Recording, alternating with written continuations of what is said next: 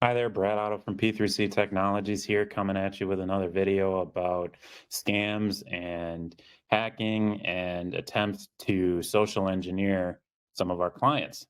So, today I'm going to talk about an attempt made on my favorite gym, Boxen Fit Club in Richfield, Wisconsin, run by John Faust.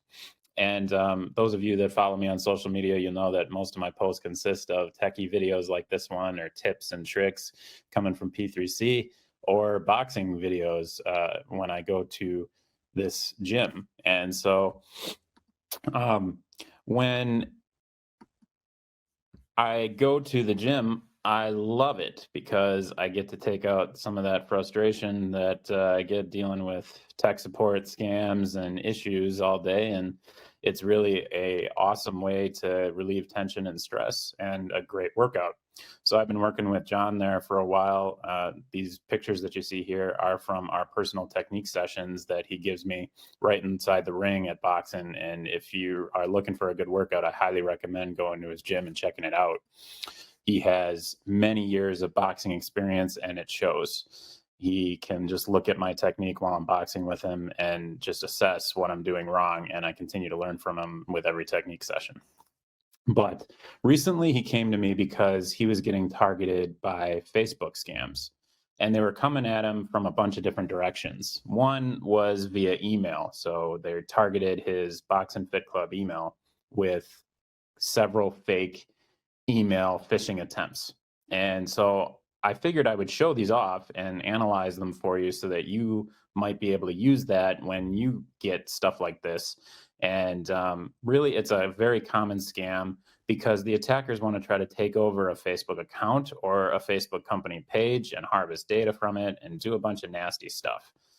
And why do they do it? Because they do eventually make money off of it. And they can also hold accounts for ransom, and they can do a lot of bad stuff that, you don't really have to understand the full motivation behind them, just that they're bad people for doing it. Okay, so let's take a look at this email and analyze it a little bit. We recommend analyzing emails that come in with something called the SLAM technique. So SLAM stands for sender, links, attachments, and message. So what does that mean? Let's look at the sender. The first part that you have to understand about the sender of an email is that the very first part that Outlook or your email program will show you is called the display name. So right beneath the date on this email, it says Meta for Business. And that's what's called the display name. So anybody can type that in, whatever they want to type in there, they can type it in there. So this particular attacker named his email account, put his display name as Meta for Business. And the way that we know that it's a fake is that there's no driver's license check on that display name field. There's no verification of that name. So they don't go to the Social Security Administration office and say, okay, give me a person and give me a Facebook account with that. Here's my identity. I've proven it to you. No, they just type it in. The email address, if we look at that, that's a much better indicator. And we can see that it came from Outlook.com, which is a free email service from Microsoft. So that's not coming from Facebook. It's a free email account. Now, the rest of this email looks pretty legit. So we moved on from sender. Let's look at links. So where it says appeal a suspension in blue, right there. If we hovered over that, not clicking it, but if we hover over it, it will probably show that it's going to take him to a spot that's not Facebook.com. And most likely where it would take him would be some legit web service that the attacker's using for illegitimate purposes. And they probably put up a web application that shows a fake Facebook login page to try to capture his credentials. That's the most common scam out there. Get you to fear something is happening. They've put that fear in John here by saying, we've suspended your advertising account. Now, John's not an easy guy to be scared. He's not really scared of this, but that's what they're trying to do with this. We've suspended your advertising account. They want you to act without thinking because you fear something might happen. So they get us to act on our emotions and act quickly without thinking. And that's what they're doing here. That's the prime way that phishing scams work. Okay, so look at the link, hover over it, and see if it takes you to a legitimate spot. Now, we would have already deleted this one if all we were doing was looking at the sender, but we'll go through and keep going. Attachments, there's no attachments here, but when you're evaluating an email, look at the attachment, don't open it, but look at what type of attachment it is. If it's a PDF, if it's a document, or is it something fishy like a .html file or a .exe or a .vbs or something like that that's illegitimate. Now, if you don't know what I mean by that, that's fine. But what you can do is, hey, there's an attachment here and it says there's something for me to review. Well, go call the person and ask, did you mean to send this to me? Was this actually you? Don't email them back because you're evaluating whether the email is actually legit or not. So what is emailing back going to do for you? And don't open up a new email and type in this same email address to ask if it's legitimate. It's not going to do anything different. And even if you open up a new email and reply to, type in your known contact's name, if their account is also hacked, because that is a way that attackers can get you. Maybe they sent it from a trusted person, someone that you know, but that trusted person's mailbox could also have been breached. And now the attacker is sitting in that email account waiting for you to send something to them, and they reply to you. So I always say pick up the phone if you weren't expecting something and call the person.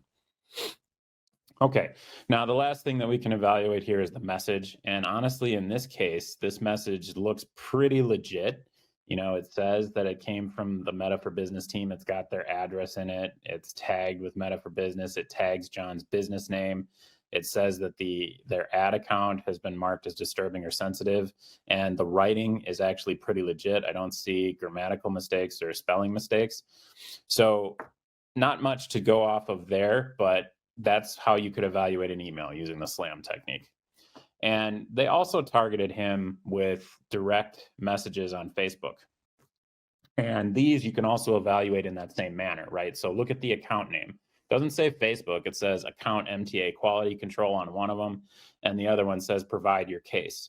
So these aren't Facebook. And you can also look at the message. These do have grammatical mistakes and spelling mistakes in them. And the link is directly there, and it doesn't say facebook.com. It goes to an outside web app service, likely again with a fake Facebook login page. Don't go visiting the link, folks, just because I put it in this video. I'm just showing it to you as an example. And don't reply to these guys either. Don't curse them. I know John wanted to send, pictures of a missile coming down at him because he was so mad at them. But if you reply to these individuals either through Facebook or through Outlook, it puts them in your trusted contacts in both platforms. In the case of Outlook, it puts them in your address book and recently listed email addresses that you sent an email to, which then gives them a certain trust factor for the future. On Facebook, it lets them have their messages show up in your direct inbox instead of in your other inbox. So again, don't reply to them. Don't give them the satisfaction. Block them. On Facebook, you can block them. You can also report them as fraudulent. The Outlook.com account that the email came in off of, you can go to Outlook.com and you can report abuse with that account. John asked me, would this do any good? And it would slow them down a bit. Those accounts would get closed. They would go and probably sign up for another account. But the point is, you got those accounts closed down. So that is something that you can do. And honestly, I don't know why these attackers would come after a guy with so many years of boxing experience, because, when you make a guy mad like that, he's just going to hit you in the face with a Superman punch, right, John? All right. Have a good one, everybody. If you have any questions on this, you can contact us at p3ctech.com or 262-423-6267.